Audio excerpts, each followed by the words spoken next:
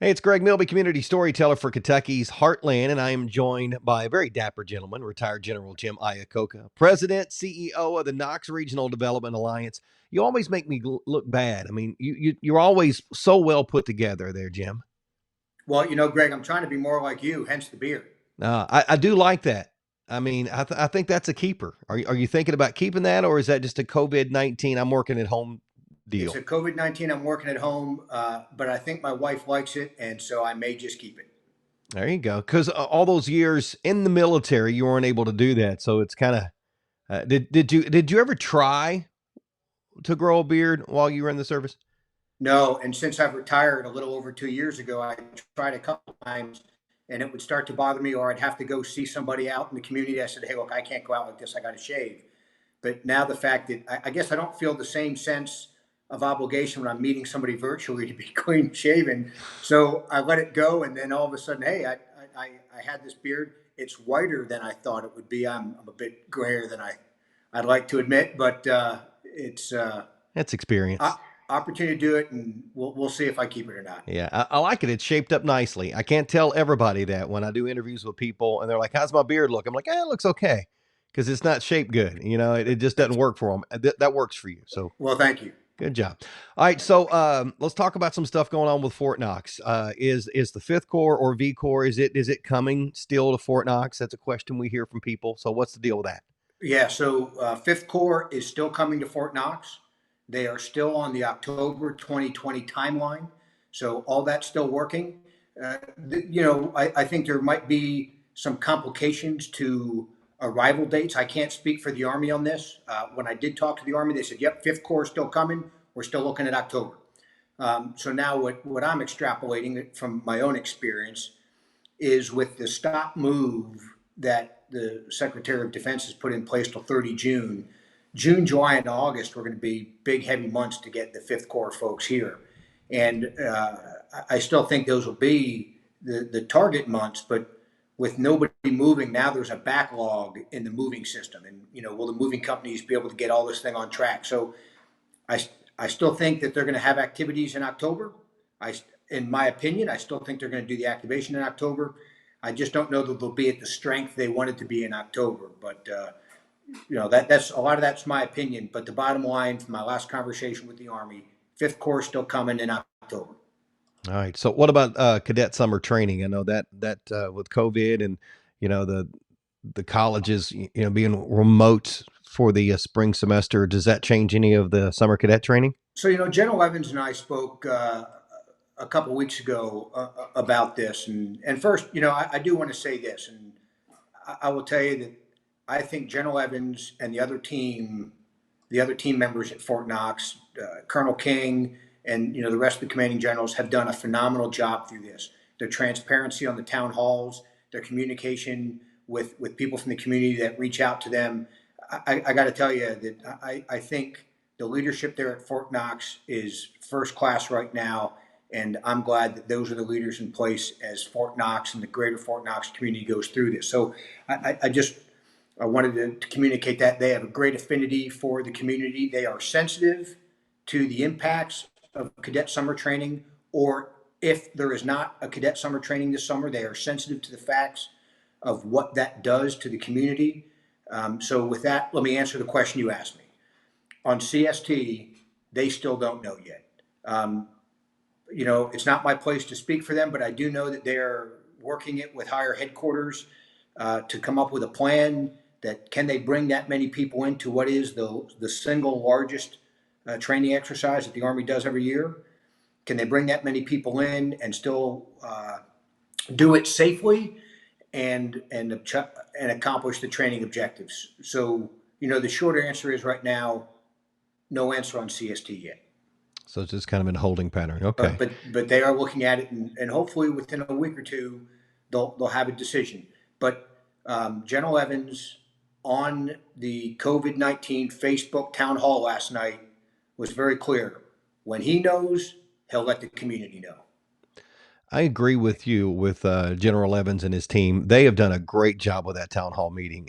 They've been very thorough and they've been very honest too. They I have. mean, they haven't really kind of kind of sidestepped any questions. They've answered them straight on. So that's very And the impressive by beautiful them. part of it, they've been transparent. And when they don't know, they say, "Hey, we don't know." But when we do know, we'll let you know. So I think they've all done a great job. And that, it's Colonel King and General Evans that we see on the town hall all the time. But all the commanding generals on post have really stepped up and are really supporting each other through all this. So I admire all of them, and I'm proud to call many of them my friends. Yeah, I agree. And you'd mentioned, the town hall, and they talk mostly about, it's about the soldiers and their families on post. But one thing I wanted to ask you, and haven't heard them talk much about, is can people still visit Fort Knox right now? Is it completely locked down? What's the situation with that? No, it is not completely locked down. People can still visit Fort Knox. I don't know what there is to do to visit Fort Knox right now. I mean, if you're a retiree and you have access to the commissary and the PX, you can still do that. If you're a visitor and you just want to drive around Fort Knox, you can. But a straight up civilian that's never been in the military can be a visitor on Fort Knox, but they can't go to the PX, they can't go to the commissary, and all those everything else is pretty much closed. So there's really not much for them to do. But yes, Fort Knox is not closed. So if you knew somebody on post and you wanted to visit them and you could do your social distancing, yeah, you can do that. What's important to know is that if you are going to visit Fort Knox, you got to have a cloth face mask. Okay. So and so is that let's talk about that a little bit more too, an update of what Fort Knox is doing for safety measures during the pandemic. Because I mean, they're a little different. If Governor Brashear tells us to do something, when you go on a military installation, it may be a little bit different. So what are some of the safety measures that they put in place for the pandemic? Well, you bring that up. So I also think our governor's been doing an incredible job too. But um, he suggested face masks beginning May 11th. Well, you know, earlier in April, the Department of Defense mandated anybody coming onto a military installation, any defense installation, had to wear a face mask if they couldn't maintain that 6 foot social distance. And so, Fort Knox is going to go by DoD policy and DoD regulation. So, that they can enforce. You don't have a mask, you can't come on the installation. So if you are going to go to the post, you have to have a mask. Yeah, I think some of the other things that they've done, I think are maybe less visible to a lot of the people, is they're allowing many of their employees to now work remotely from home. Something that some of those commands have not authorized until this happened, but to protect the workforce and continue the mission, they've allowed folks to work from home. And I know that when some folks go in, that they may work a day on, day off, a day on in the office and then a day on at home, to kind of maintain some separation. But I think with the remote working, the requirements to wear masks, and the way they're rotating some workforce, and the enforcement of the social distancing, those are the protective measures they've taken on post. Good. Well, I appreciate the update with that stuff. And so let's talk a little bit about Knox Regional Development Alliance. What are you working on right now? I mean, what are some of the things that because I'm sure it's difficult to continue to do your job as you've done it in the past, because you're a hands-on guy. You're a, hey, I want to see you, I want to shake your hand, I want to talk to you face to face. I'm sure this has been a challenge. So how are you dealing with that? Well, first off, I may never shake anybody's hand ever again. I just don't know. So no, So we're I'm never just going to kidding. hug. That's just never going Yeah, to happen. certainly no hugs. Okay. No, it's interesting that so much what we do involves meeting members of the community in the community, and we've not been able to do that. But the email continues, phone calls continue. We've done a lot of meetings virtually on Zoom or through free conference call services. So we've been maintaining contact with many of the contractors that we have established relationships with, many of the other organizations in the community that we've established relationships with. In fact, Beth and I were on a telephone call with ECTC this morning about the Coding Academy and how we're going to help continue with the Coding Academy and helping those students at the ECTC Coding Academy write resumes. I've got a call scheduled next week with a defense contractor. was trading email with the defense contractor yesterday and linking them up with different folks. So much of the mission that we do continues, but unfortunately, part of our mission of engaging the community and being in the community on Fort Knox, we've now had to do virtually this way. And I just don't know that we reach the same audience with the same level of influence. And also, much of what we do, as you know, is so much transactional and relationship based that, right now we're doing point to point.